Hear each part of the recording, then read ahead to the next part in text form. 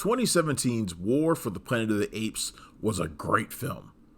All of the Reboot franchise has been great since it began with 2011's Rise of the Planet of the Apes, and continued with the best one, Dawn of the Planet of the Apes. But what War didn't do was end the trilogy on a high note in terms of box office.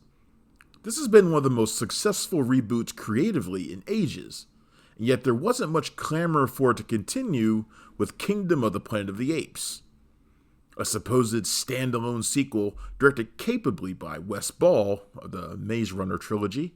The film has a high bar to reach and falls just short. It's not that anything is decidedly worse than its predecessors, it's escaping the feeling that these movies are running in place with nowhere to go. A clear line in the sand is drawn right from the start.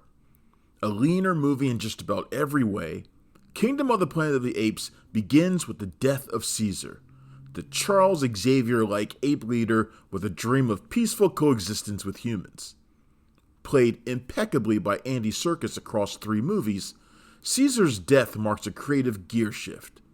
Jump forward many generations, and the central character is Noah, played by Owen Teague, a young ape who we're introduced to as he swings to insanely high treetops to nab an eagle egg from its nest. Accompanied by his 2 companions, Noah proves his acrobatic skills by scaling the deadly treetops. His clan, the Eagle Clan, raises the predatory birds and forges a bond with them that benefits all. They are a peaceful clan, but fear the echoes, the remnants of a Neanderthal humanity scavenging to survive. The real threat is something much worse. It isn't long before Noah encounters a clan of brutal, warmongering apes led by a massive armored gorilla. Noah accidentally leads them back to his village, where the Eagle Clan is no match. Everything is destroyed. Noah's people are taken captive, his loved ones killed, the eagles scattered to the skies.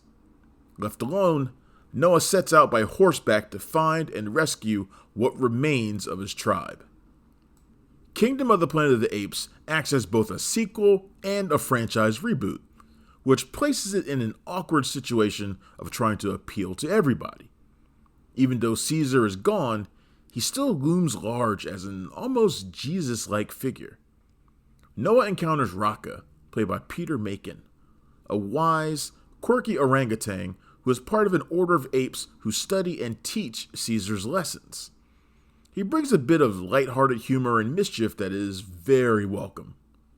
Together, they brave many dangers on their journey, but none of the massive battlefield set pieces favored by previous director Matt Reeves. The action is smaller scale, which is good because this is more of a personal story about Noah, an unconventional hero who isn't a natural warrior and experiences great terror on multiple occasions. Like Caesar, Noah also shows compassion and mercy. These traits he exhibits when he encounters a feral human woman, Nova, played by Freya Allen, who is significantly more advanced than other humans. She's carrying with her a secret that could change the ape-human dynamic once and for all. Humans have been reduced to a primitive culture, while apes reign supreme, led by the tyrant Proximus Caesar, played by Kevin Durand, who has claimed the name of Caesar but bastardized his teachings. He rules a coastal kingdom that will look very familiar to fans of the 1968 Planet of the Apes, led by Charlton Heston. It feels like this is where the reboot has been inching its way towards for more than a decade. Kingdom of the Planet of the Apes is just an incremental step. It's either the end of the road or the start of a new trilogy that will continue to inch its way to where we already know it to be headed. And then what? You do come to realize that casting someone like Serkis, extraordinary as he might have been, was pretty unnecessary. Technology has advanced to such a degree that everyone can have an awards-worthy motion capture performance.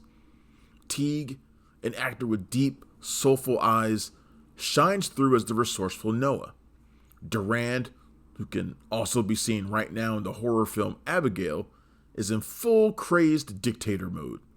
Proximus rants, raves, and brutalizes his own kind to infiltrate a mysterious vault that may or may not contain the key to evolution. As far as human performances go, Allen brings intensity as the enigmatic Nova, but it's William H. Macy as an opportunist working for Proximus who is clearly having the most fun in such a shady role. An endless cycle of violence with the same repeated stakes can become tiresome. It will always be humans versus ape for planet superiority, and the conclusion suggests there's another fight on the horizon. Like Kingdom of the Planet of the Apes, I'm sure it'll be solid, well acted, and entertaining without achieving anything near what the earlier films accomplished. So another trip to the Planet of the Apes? Sure, but what it needs most isn't another sequel. It needs to grow and become something new that we haven't seen before. Kingdom of the Planet of the Apes is in theaters now, and it gets a 3 out of 5. Thanks for checking out the show. If you like what we're laying down, please subscribe to our channel and click the bell to receive notifications for all of our latest stuff.